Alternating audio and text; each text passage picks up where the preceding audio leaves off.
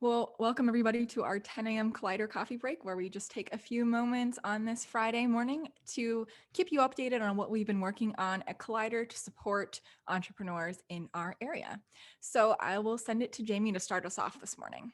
Thanks so much, Amanda. So I will not bury the lead. I'm sure many of you that have been in downtown Rochester have noticed that on our building, the Conley Moss Downs building, you may see a new sign, and that is Google. So Google put up their sign in the last couple of days. Unfortunately, it replaced the Collider sign. That was just a process that we worked out with Google to make sure that they had signage on the building, and there were only about 4 spots for signs. So unfortunately, the Collider sign had to come down, but that I think it's really exciting to see a sign for Google in our downtown showing their commitment to Rochester, which is just simply amazing. So we are, as I always say every week now, beyond excited to get to have our friends at Google move into the co-working space with us and get them, really welcome them into our entrepreneurial ecosystem. And I think they're going to play a really cool role. So just really, really super excited about it.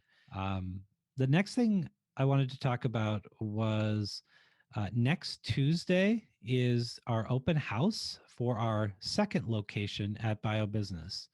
So if anybody's interested in checking out the new space, getting a feel for what this second iteration of Collider will be, or third or fourth, depending on if you know our history here at Collider, feel free to stop by. Because of COVID, we want to make sure that everybody who stops by is safe. So we're asking everybody to sign up for 15-minute blocks of time.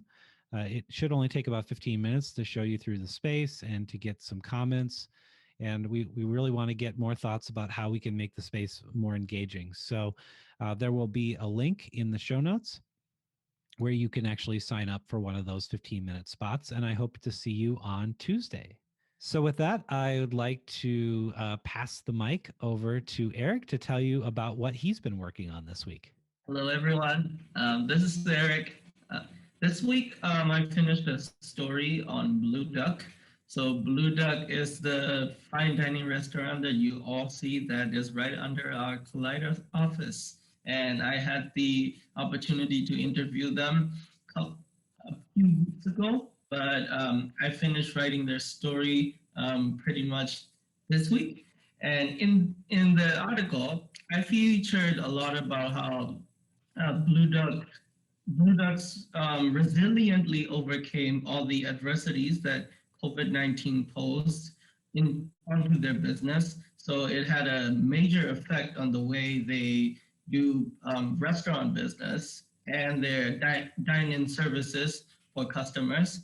And it was really interesting how they transitioned from like a dine-in restaurant into a production kitchen where they came up with new ideas, experimented on like different business approaches to keep the business going in this very difficult time where like the pandemic is just like having an effect on the number of customers they're having.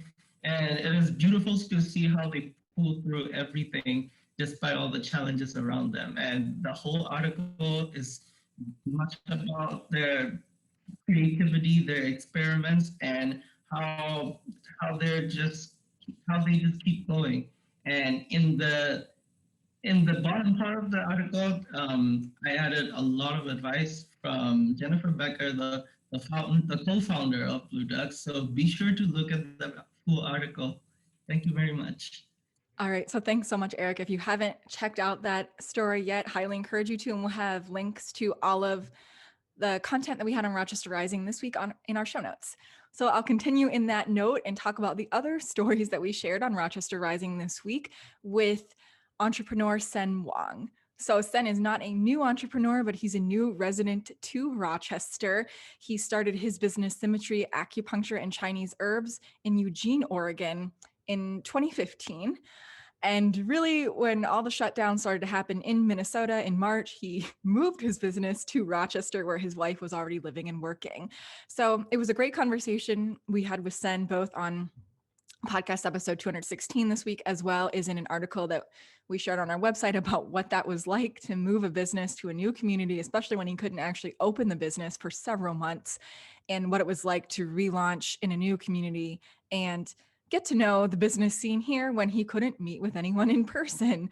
So check it out and learn more about this entrepreneur and what he's doing in the community. I also wanted to next let everyone be aware of a WE Forum, Women Entrepreneurs Forum, that's coming up next week, Thursday, March 18th at 8 a.m.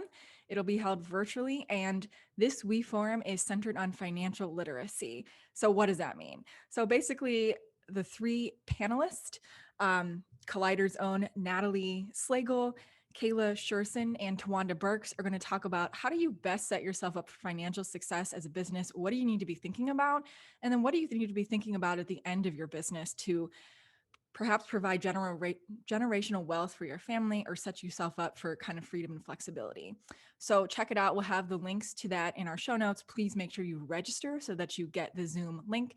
Again, the event will be held virtually next Thursday, March 18th from 8 to 9 a.m. So last week, I forgot to mention that we actually wrapped up our second edition of our Basics of Entrepreneurship class last Tuesday. We had 12 individuals start with us in beginning of January, finished up their 8-week session with us last week. And it was really fun to see their ideas progress and see where they landed on at the end of the course. So I think this session again was a success. So we look forward to perhaps launching another Basics of Entrepreneurship class in summer again. And also just one final thing, I don't usually talk this much, but I wanted to again remind everyone and acknowledge local entrepreneur Beth Fynbo of Busy Baby, who was featured on Shark Tank last Friday, March 5th, I believe. I think the video is out there somewhere on her Facebook page, so we'll make sure to share that if we can find it. But just so proud of Beth and just a great representation of this community and knowing who you are as an entrepreneur. So I encourage you all to check it out and better understand the amazing entrepreneurs that we have in our community. So that is it for me. So I will send it to Jamie for his final thoughts today. Yeah, I would definitely like to echo that I thought Beth's performance on Shark Tank was awesome. And like Amanda said, really did us proud.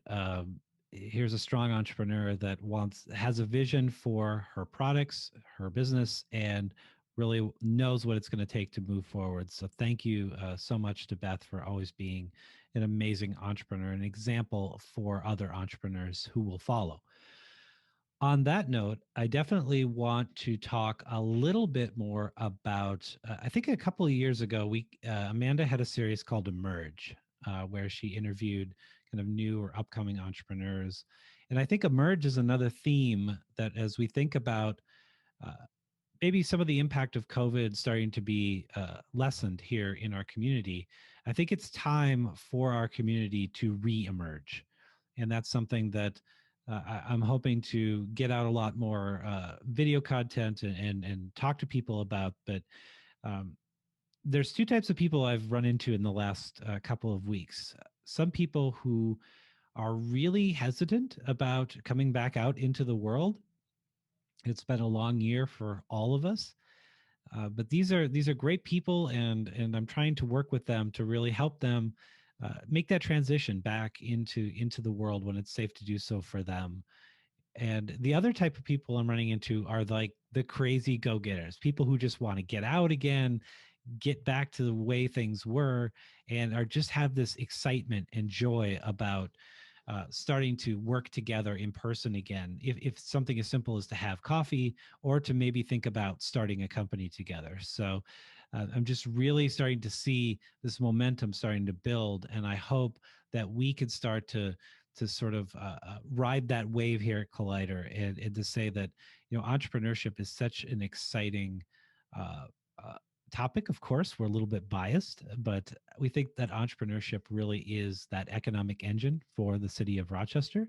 And we're just excited to see how many great ideas, how many great individuals are going to step up and take that entrepreneurial journey, begin that entrepreneurial journey. And we hope that Collider can play a role in that at some point.